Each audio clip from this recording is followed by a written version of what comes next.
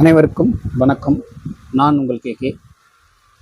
என்னுடைய கேள்வி மதிப்பிற்குரிய சீமான் அண்ணன் அவர்களுக்கு. அவர் பாணியிலே பேசுகிறேன்.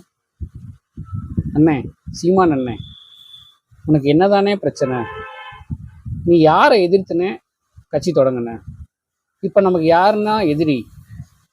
ஆளுங்கட்சி. நீ ஆட்சியை பிடிக்கணும்னு நினச்சேன்னா ஆளுங்கட்சி தான் உனக்கு எதிரி. அப்போ ஆளுங்கட்சியை எதிர்க்காம நீ பார்டரில் நின்றுட்டு எதிரியை சுடாமல் திருப்பி இந்த பக்கம் கண்ணை காட்டி சுடுறியே, ஏண்ணே? எனக்கு ஒன்றுமே புரிய மாட்டேங்குதுண்ணே. உன் அரசியலே புரிய மாட்டேங்குதுண்ணே. 15 வருஷம் ஆச்சு கட்சி ஆரம்பிச்சு. இது வரைக்கும் ஒரு கவுன்சிலர், ஒரு வார்டு மெம்பரு, ஒரு ஊராட்சி மன்ற தலைவர் ஏதாவது ஒன்று வர முடிஞ்சுதானே? என்னன்னே நீ நினைக்கிற? சொல்லுனே, அதையாவது ஓப்பனாவது சொல்லுனே. நீ என்னதான் நினைக்கிற? ஒருவேளை நீ யாருமே இந்த கட்சி வளரக்கூடாது, நீ மட்டும் வளர்ந்தா போதும்னு நினைக்கிறியானே? இதை வச்சு வியாபாரம் பண்ணி நம்ம மட்டும் நல்லா இருக்கலாம்னு நினைக்கிறியானே? இதான் உன் திட்டமானே? என்னன்னே உன் பிரச்சனை? பார்டர்ல நின்று அந்த பக்கம் சுட்டாதானே எதிரி ஒடிவான். நீ இந்த பக்கம் திருப்பி சுடுறியனே. உன்னோட கேரக்டர் என்னால் புரிஞ்சுக்க முடியலண்ணே. இப்படி ஒன்று பேசுற, அப்படி ஒன்று பேசுற. இல்லை என்ன விதத்துலண்ணே நியாயம்? துண்டு சீட்டுன்னு சொல்ற, இன்னொன்று முழு சீட்டுன்னு சொல்ற. துண்டு சீட்டவே எடுத்துக்கணே. துண்டு சீட்டை கூட ஒரு வகையில் நீ சொல்ற நியாயம் தானே. அதில் ஒரு நியாயம் இருக்கு. ஏன்னா உங்களை அடுத்த கேள்விக்கு பதில் அப்படின்னு சொல்றாரு.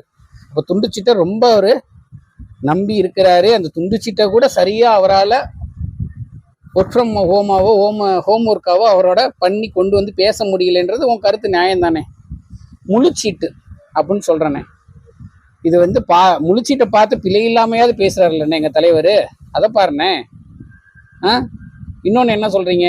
அகத்துல இருந்து வரணும். உனக்கு என்னண்ணே? அடிச்சு விடுவ. உன் கற்பனை குதிரையை தட்டி விட்டு நீ ஒரு இயக்குனர் வேற அடிச்சு விடுவ.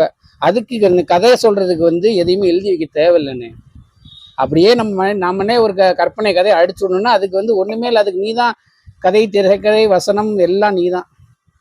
அதனால அதுக்கு எந்த வித சீட்டும் தேவையில்லைண்ணே. ஏன்னா அடிச்சு விடுறதுலாம் ரீல் தானே. நீயே சொல்லுண்ணே. நான் கூட அவன் தம்பி படத்தை பார்த்துட்டு, தம்பி படம் எடுத்தலண்ணே, அதெல்லாம் பார்த்துட்டு நான்லாம் நல்லா மாதவன் மாதிரி ஹேர் ஸ்டைல்லாம் வச்சுட்டு நானும் அப்படியே அப்பெல்லாம் ஒரு கட்டத்தில் இருந்தேனே. சரியானே? ஆனால் நீ அதுக்கப்புறம் உன்னோட அரசியல் தொடர்ந்து நீ நடத்த அப்புறம் தான் உன்னையே புரிஞ்சுக்கிட்டேன். எப்படியெல்லாம் பொய்யா பேசுகிற, ஏனே இப்படி பண்ணுற? இப்போ நான் கூட தானே பார்க்காம பேசுகிறேன். இவ்வளோ தூரம் ஏதாவது பார்த்து பேசுகிறேன்னா மனசுலேருந்து தானே பேசுகிறேன். அது இந்த குவாலிட்டி எனக்கு போதுமானே நான் தலைவன் ஆகிறதுக்கு? சொன்னேன். அப்படி பார்க்காம மனப்பாடம் பண்ணி பேசணும்னா நம்ம 10ஆவதுல 100க்கு 100 தமிழில் மதிப்பெண் எடுத்தாங்கல்லன்னே பப்ளிக்